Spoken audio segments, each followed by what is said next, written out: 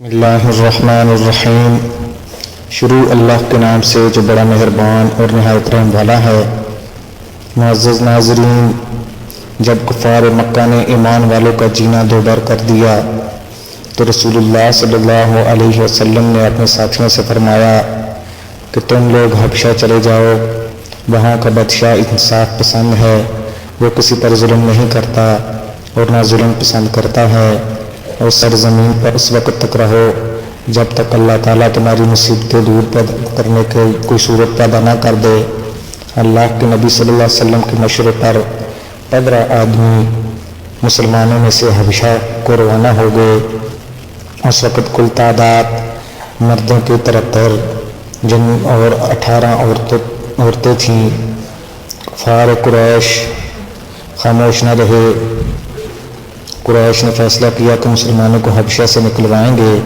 چنانچہ اس مقصد کو پورا کرنے کے لیے ایک وفد شکایت لے کر حبشہ پہنچا اور شاہ نجاشی سے ملا۔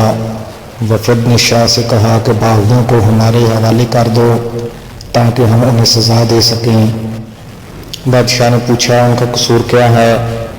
کفار مکہ نے بتایا ان لوگوں نے اپنے باپ دادا کا مذہب چھوڑ ایک نیا مذہب اپنایا ہے، یہ سب سے بڑا جرم ہے۔ بادشاہ نے مسلمانوں کو دربار میں بلایا تاکہ حقیقت جان سکے۔ مسلمانوں کی طرف سے حضرت جعفر طیار رضی اللہ عنہ نے فرمایا ہم سب گناہوں میں مبتلا ہو چکے تھے، زمین اور آسمان کے پیدا کرنے والے خدا کو چھوڑ کر بے شمار خدا بنا رکھے تھے، یعنی بتوں کی پوجا کرتے تھے، پڑوسیوں پر ظلم کرتے تھے، جو طاقتور تھے کمزوروں پر ظلم ڈھاتے تھے اور انہیں خوف زدہ کرتے تھے، لوٹ مار کرتے تھے۔ الغرض ایسی بہت سی برائیاں ہم میں پائی جاتی تھی۔ پھر ہم میں ایک ایسا شخص پیدا ہوا جس کی گواہی دوست اور دشمن سبھی دیتے ہیں۔ قوم نے اس کو محمد الامین کا لقب دیا۔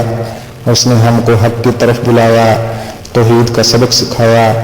اس نے ہمیں سچ بولنے، پڑوسیوں اور کمزوریوں کے ساتھ حسن سلوک سے پیش آنے کے لیے کہا، قتل کرنے کو جرم کہا، جھوٹ بولنے اور یتیم کا مال کھانے سے اللہ کے عذاب سے ڈرایا، نماز قائم کرنے، زکوٰۃ دینے کی نصیحت کی۔ ان کی سچائی پر ہم سب ایمان لے آئے اور تمام برے کاموں کو چھوڑ دیا، جس پر ہماری قوم ہماری جان کی دشمن بن گئی۔ ہماری قوم چاہتی ہے کہ ہم سیدھے راستے پر نہ چلیں بلکہ اسی طرح برائی کی راستے پر چلتے رہیں۔ بادشاہ نے حضرت جعفر رضی اللہ عنہ کی صداقت بھری باتیں سن کر ان کو اور ان کے ساتھیوں کو قریش کے حوالے کرنے سے انکار کر دیا اور کہا اللہ تعالیٰ کا جو کلام تمہارے پیغمبر پر نازل ہوا ہے اس کا کچھ حصہ سناؤ۔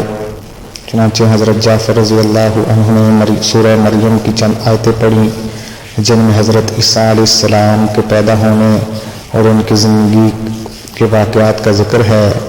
ان آیتوں کو سن کر بادشاہ بے حد متاثر ہوا اور رو پڑا، کہنے لگا خدا کی قسم یہ کلام سچا ہے۔ اس طرح بادشاہ کے سامنے مسلمانوں کی سچائی ثابت ہو گئی اور وہ قریش جو ان کو لینے کے لیے گئے تھے وہ ناکام واپس لوٹے۔ اللہ الرحمن